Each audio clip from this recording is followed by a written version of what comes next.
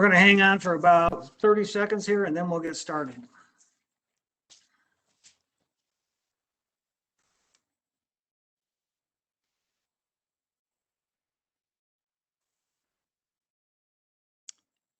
Okay, I think we're ready to go. Hello, everyone. Welcome to today's session of the Siemens Advanced Robotics Series. My name is Brian Shea. I'm Portfolio Development for the Siemens Manufacturing Engineering Solutions, and I'm going to be the host for today's event. So Yuval, could you go to the next slide here? Today's session is number 5 of the Advanced Robotics Virtual Seminar Series. And the purpose of this series is to highlight some of the more advanced features of the Siemens robotics solution. And these can add significant benefits to people like yourselves that are experts in robotics and the automation industries.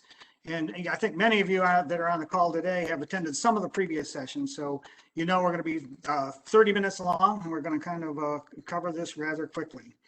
The seminar today is number 5. It's about how to simplify the process of setting up robot safety zones.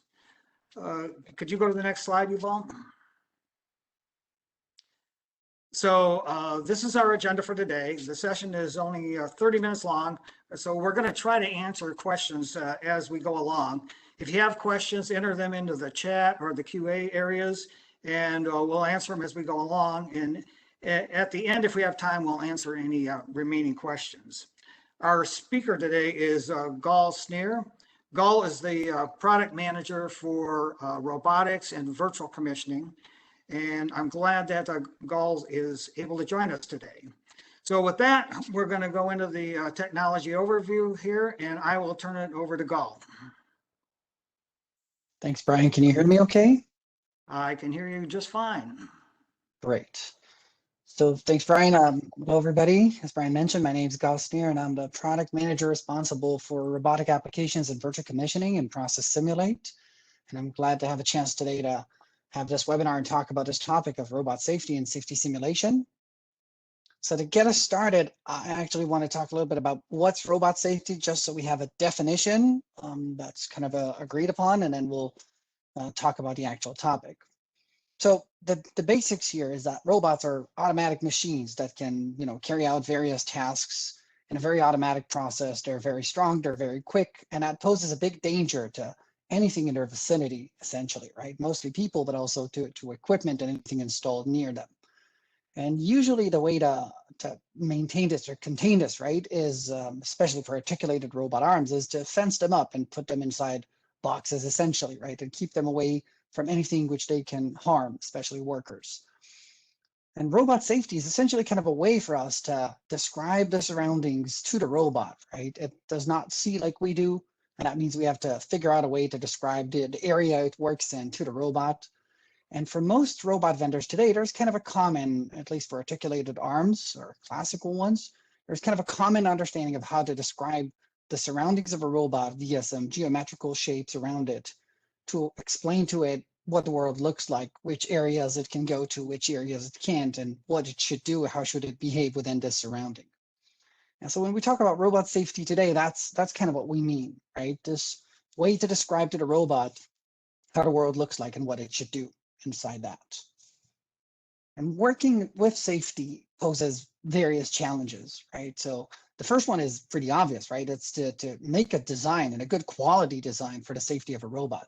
So we can make a robot super safe and hurt the performance and hurt the throughput of that robot. So we need to have a good quality design, which will keep us safe on the one end, but not limit the robot too significantly on the other end. It has to live up to safety requirements by the various customers, end customers, countries, regulations. And of course, we want to make a good quality safety, so we'll be able to optimize the production, the manufacturing in the end. So good quality design is what will in the end be able to land us good quality of production or manufacturing facility. And then safety also has a big aspect or a big challenge in terms of collaboration. So it's not a one-time deal to build a safety, right? It's an evolving process. It gets exchanged many times between engineering design departments, production facilities, back and forth. And all this exchange makes it really hard to communicate and very error prone as well. Now, during actual commissioning, safety is one of some of the issues that are kind of hard to figure out.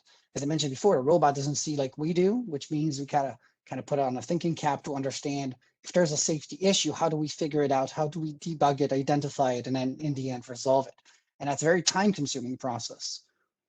And lastly, there are various robot brands, and while they all kind of use the same concept for safety, they of course use completely different ways of defining it and a different syntax for defining it, which requires a lot of technical expertise. So we need to understand how a Fanuc robot would behave, how an ABB robot would behave, and how another vendor. So there's a lot of expertise that has to go into that. In Process Simulate, we have a safety application, and it's intended to help resolve all these different challenges. So we want to use a 3D graphical tool to be able to visualize the safety of a robot, which makes it a lot easier to understand what it looks like and a lot easier to configure the safety. So that really helps us achieve a good quality design to begin with. And then we want to be able to facilitate this collaboration, as I mentioned. So the ability to take the safety out of the engineering department and share it with whatever else other department or stakeholders we have, and be able to do this many times back and forth. We want to be able to reduce all this effort I mentioned in the commissioning area. So less issues, of course, means we spend less time trying to figure them out. So whatever, if we can take safety into the digital environment and be able to test for many different use cases there, we can save a lot of time during commissioning. And maybe one of the most important things, we also want to be able to do that for all the different robot brands and in a consistent manner as much as we can. So we don't have to exactly understand each specific flag of every type of robot, because there's a lot of technical expertise that goes into understanding the safety concept of each vendor. So we want to be able to have an application that's kind of uniform and allows us to work across the board, whatever the robot brand is. So what I want to show you today is a little bit of a taste of what the application can do. And through that, we'll talk a little bit about the potential gains and values that can be made of that. We'll talk about 4 different topics. So the first one is the visual safety, the 3-dimensional safety application in Process Simulate, and how we can use that for the planning process. Then we'll talk about documentation, life cycle aspects, and at the end, last but not least, virtual commissioning. So for the first topic, the application Process Simulate is a graphical 3-dimensional application that helps us with this first level of access to robot safety, just being able to see it and interacting with it. I mentioned before, when you are on the shop floor looking at a robot, you're not obviously seeing the safety, and that means it makes it harder to understand and debug it. So with a 3D tool in Process Simulate, it's a lot easier to interact with it. It's a graphical configuration tool, so it's pretty simple to define and to be able to assess it. And then also the support for multiple brands within a single dialog makes it easy for us to use the application regardless of the manufacturing facility. So whether we have ABB robots or another brand. For today, we'll use this 3-robot station. These are ABB robots. And I just want to take one example. So we'll create the cell parameters of all these 3 robots. And that would be the working space of this robot, where it can actually freely move, or at least move, right? It can't escape this space, and it's a limiting space. So we have a graphical application here. We're able to define the safety in a graphical manner. We're able to report the errors. You can see the application reports invalid cases. So it does check the correct syntax of the definition we're making here and make sure it lives up to the specific rules of an ABB robot. And when we're finished, we have a shape that we can take in really based our decisions on. So for example, I can analyze a clearance space from the guarding of this parameter. I can double check that it encapsulates the robot. I can assign, I mentioned it's a 3D volume, so a height to it, and check the floor and the ceilings and the cables and the wirings against it. And of course, I can repeat this for multiple robots to check the interaction between the different cell parameters. And kind of effectively, in this case, we have a right-hand and a left-hand robot, so even mirror the application from one robot to the other. And once I have it configured, obviously I want to make use of it. So in this case, what I'll do is just, I'll take the paths of this robot and draw 3-dimensional motion volumes. And in a graphical tool like this, it's really easy to see that the robot is always moving within the constraint of this cell parameter. So I can see the robot's not going to violate this space in any type of motion it's executing. And I can repeat that test, of course, for all the robots in the cell which really lets me just quite easily and graphically double check that no robot's going to be violating the cell parameter. Can also try to make some optimization. So in some cases like this, you can take a look and see that it's actually quite close to the boundary. So maybe in this case, I'd like to make an adaptation later on and check that I have a larger clearance. So the graphical analysis tool is a really big help in the sense of understanding what the safety concept looks like, and then also being able to test and analyze it and see that it produces the right output. And this really kind of helps us, when we try to avoid any sort of critical damage that'll happen or any sort of interaction with the robot and verify that it works, to shorten the time we spend in offline programming and online programming, which are so the safety is really taken into account in every step we make here. Now that was just one example of a safety configuration, but of course, when we are building a safety concept, one of the things that's important to us is to be able to document this safety. So both in terms of design reviews, for example, archiving this information, being able to clear the design with other departments. So the application in Process Simulate also includes an automatic documentation application. So we're able to take a safety concept, you'll see it in a minute, and quite easily just send that to the documentation application, load the graphical images of this. We can use the 3D images to rotate, to manipulate, to get the relevant pictures or screenshots that we want to store inside our documentation, and then use the digital twin information, these digital screenshots, directly inside our documentation. The application will kind of guide us through whatever screenshot it needs, defined for the specific safety volume that we're trying to do. In this case, again, a cell parameter, but then also a tool model for this gripper, for example, or a zone. So these are monitor zones. We'll talk about those in a minute.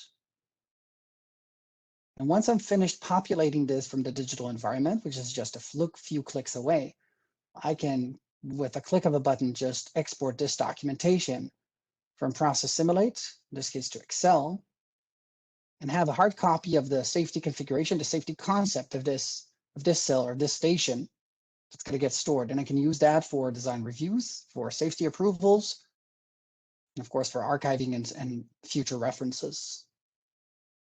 Take a look at it, right? It stores all the parameters of the safety from the real definition plus the images and the screenshots we've taken. So the safety documentation is something that can really help us with things like design reviews. So we don't necessarily even have to wait until the actual system is built. We can use a digital twin and base our entire safety definition and concept on this digital twin and follow through the entire process up to that point. Can also make comparisons between the design safety concept and a real safety concept. And we'll talk about this in a minute in the life cycle stage. Now, I mentioned in the beginning that safety is not a one-time deal, right? It's just like the robot programs often an evolving concept. So we have an initial plan, but then safety is changing as the line changes or takes shape. So we have capabilities in Process Simulate which are aimed towards supporting this life cycle as well. The ability to export safety from Process Simulate directly to a robot and to import it and natively read it from the robot, and then the ability to compare and to merge safety concepts within the software itself. So we'll start off with a safety concept. In this case, you can see certain safety elements, so that we have a cell parameter plus the monitor zones and a couple of other tool shapes. And we're able to take this information and export it, in this case, to an ABB SafeMove Pro XML. So that's a native syntax for ABB robots. And then load it directly on the robot. In this case, we'll use Robot Studio as an emulator. We can just import the shapes, the same output file directly, and it's imported directly to the robot. So the native exchange here really helps us to facilitate the exchange between a real robot and an engineering environment. Now, if we have changes in production, which often happens, so in this case, a new zone, for example, that's added due to some layout changes in the real facility or an adjustment of an existing zone or some existing safety concept that happened due to another change. So in this case, for example, the monitor zone gets extended, and following that, of course, the cell parameter has to be adjusted as well. Then we're able to take this as well and export it from the robot again natively, right? So no special functionality necessary for this. Store again, in this case, an ABB SafeMove Pro XML. Let's refer to this one as a new revision. So a shop floor change, and then back in Process Simulate with the manager, import that and be able to visualize it. Either visualize the 3D volumes or just visualize the tree here in parallel and side by side with the safety concept we have in the engineering design. So if I have a change like this loader volume that we were just defining in Robot Studio, I can just drag and drop it and it's visible directly in the engineering plant too. So I can compare safety volumes between the engineering and the production environment. If I have a changed volume, I can also drag it. In this case, it's inactive as I have another one already inside my engineering. But of course, I can compare these graphically and delete and choose the updated version that comes from production and activate that.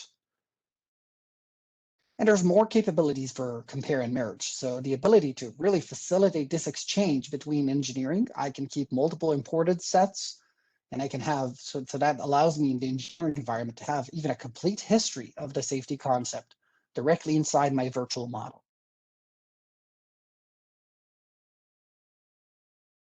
So this facilitation of the communication between different departments, so offline programming, robot programming, virtual commissioning department, and of course production, is a really easy way to do based on the native safety exchange. So nothing special, no translation, no errors that can be caused due to that. And it's really a big way to make the communication better and improve this whole process of exchanging data between different departments, different companies, different suppliers. Last but not least is virtual commissioning.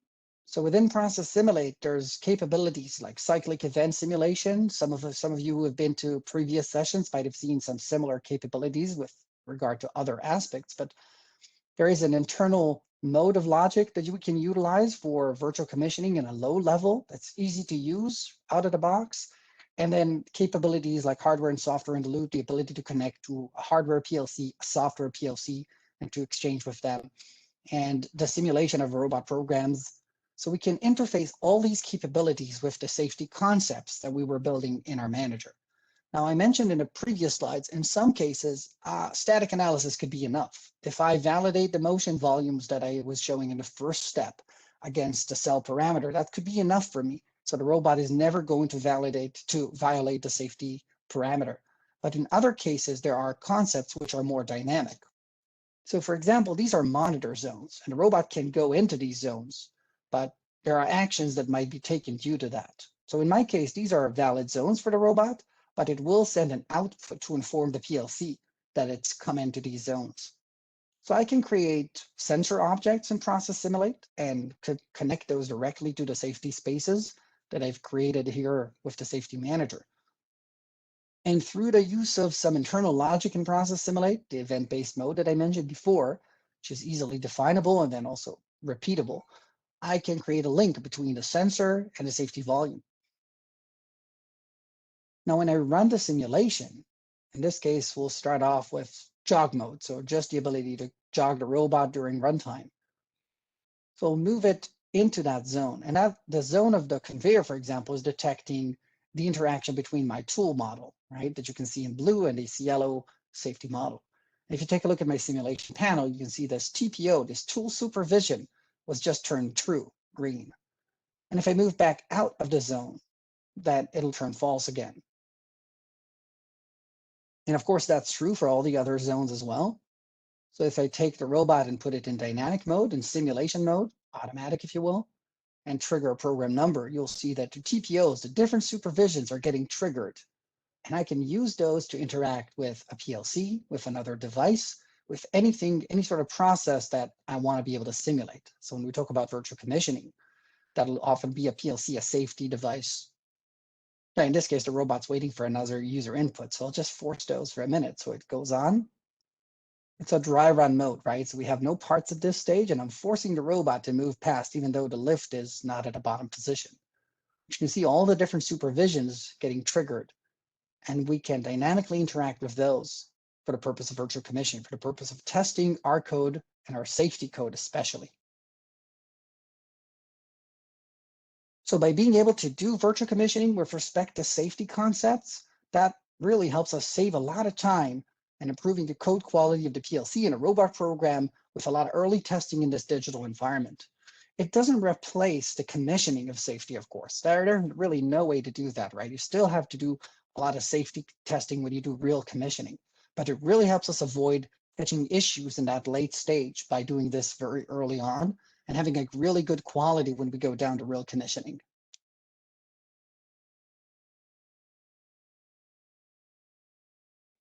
I think this is my last slide for today. Again, as Brian mentioned, trying to do this in 20, 30 minutes, right? But in the end, right, the intent of the safety application in Process Simulate is to really avoid any sort of accidents and injuries and be able to make a design which is virtual and with a high quality that allows us to validate every or most safety scenarios that are problematic upfront, well before we even purchase the hardware necessary.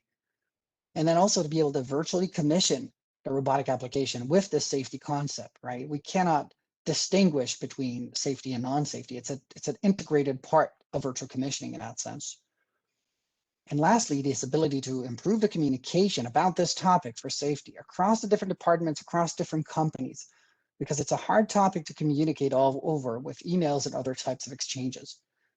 So these 3 points are what the safety application is aimed at improving greatly. And I think with that, I'm done for today. If you have any questions, I'll try to leave enough time for answers. And Brian, back to you. Okay, well, thank you, Galt. That was great information. We do have some questions, and we have some time here to answer questions. So why don't we just kind of walk through them top to bottom here? And I'll read the questions here, and whoever's on the line that can answer, we'll do it that way. So the first question here is, Aaron asks, does the safety tool dynamically update configuration options per robot brand? So the safety tool doesn't dynamically update the configuration options. It's maintained, right? Which means when there's new versions and new configurations that are possible, then that's something that we in Siemens update. Okay. Tom has a question. Is the solution limited to specific robots or to specific robot manufacturers? Yeah. So there is a variety of manufacturers that's supported by the application. ABB, Kuka, Comau, Yaskawa, Fanuc robots. I think, and in the future, we aim to extend the list towards other manufacturers like Kawasaki and a few others as well. Okay. Aaron asks, is there a specific safety license for each robot brand, or hang on a minute here. Is there a specific safety license for each robot brand, or are all robot brands supported with one license? The safety manager is a single license, the entire application with all the brands included. I see. Okay. Mark has a question here. What versions of Process Simulate is required for the safety robot manager functionality? Is it only 16.1? No, so even though some of the new features inside the manager, and we haven't gone down to that level today, right, are available only in newer version, the application itself is available for every version of Process Simulate starting 15.1. All you have to do to install it is get the latest hotfix. So it's not out of the box with 15.1, for example, but if you install the latest hotfix, that'll install the application for you. Okay. How about, here's another question. Do the safety zones also take the change of motion due to the weight of external obstacles into account? No, so today, not everything inside the tool is dynamic. We aim to make it dynamic in the future and work with the robot vendors to be able to make every aspect of safety available in the simulation for analysis. Today, not all aspects are available within the robot vendor. So when you look at RRS technology, for example, not every aspect of this dynamic is available today. we're working together with the vendors to try to get to a point where it is able to at least evaluate it or accurately simulate it with an RCS module. Okay. How about this question? Can we view these safety zones? Well, hang on a minute. The question is, can we view it on wearables? Sorry, I didn't catch the last word. Yeah, on wearables. Can we view the safety zones on wearables? Right. So safety zones are available in the virtual reality and augmented reality solutions of Process Simulate. We are still working on a user interface because often the challenge there is which ones to display or blank. You know, the menus inside VR are a bit more limited compared to the ribbons in Process Simulate. You have less options, but they are visible there, yes. So you can also visualize them in wearable devices. Okay. I think there's also questions that are sent privately, right? So maybe it's a good idea that if you have a question, send it to all the panelists in the Q&A section, right? Because I think there are some questions I'm getting here in the chat. Okay. Yeah, I'm just going through the Q&A right now. There is another one here. Will this application help to find interlocks between two robots? So the safety application is not intended for interlocks. There are other applications in Process Simulate, like automatic interference, which can help identify interlocks between robots. It does have a relation to interlocks, of course, because even in this example that I'm showing here, these two robots have a common zone between them. So there is an interplay with it, but it's not intended to identify interlocks. There are other tools for that. Okay. We have a question. If I have Tecnomatix Robot Expert, can I use this tool, or is it for Process Simulate only? So the safety application is for Process Simulate only. I think if you have a Robot Expert license, then it would be a good idea to contact Siemens support and see how we can resolve that. Okay. How about this? What if I have mixed robot manufacturers in a cell? Would that be a problem? No, it's not a problem. The application can handle separate formats. You would need to export them individually, right? So if you have Fanuc robots only, then there's even a way to export the entire safety of all the station. And when you have individual robots of different brands, then the export would be individual. But it will work. It's not a problem for the application. Okay, well, we're getting close to the bottom of the hour here. I have one more question here. Is it possible to automatically plan the robot motion, taking into account the safety zones? Yeah, so safety zones can be defined inside collision sets in Process Simulate, which means the automatic path planning tools can take them into account and make sure that they stay inside. Yes. I think I also have a couple of questions here, like can we use the safety zone option without RCS and for uploading and downloading? And the answer is yes. There is an interplay when you play the simulation against the safety zone, but the safety application itself does not require the RCS modules as a prerequisite. Okay. I think there are a few other questions I'll try to answer. Maybe we'll try to answer those offline, right? Because time is a little bit short, perhaps. Yeah, could you go to the closing slide there, Gall, and I'll kind of wrap us up at the bottom of the hour here. I'd like to remind everyone that there's one more session left in this series. It's on April 8th, same time as this. It's 30 minutes long. And in this session, we're going to be showcasing advanced techniques for robotic spray coating. Many times spray coating processes are done manually because they're difficult to program on a robot. However, a manual spray coating can be inconsistent from one part to the next, and sometimes you get uneven coverage. So on our next session, we'll be showing some techniques that make it easier to program robotic spray coating applications, which eliminate these inconsistencies that we've had in the past. So you'll probably be getting an invitation to this event as we get closer to April 8th. And with that, we're at the bottom of the hour. I'd like to thank everybody for joining us. Have a great day, have a great weekend, and we're looking forward to seeing you next time. Bye.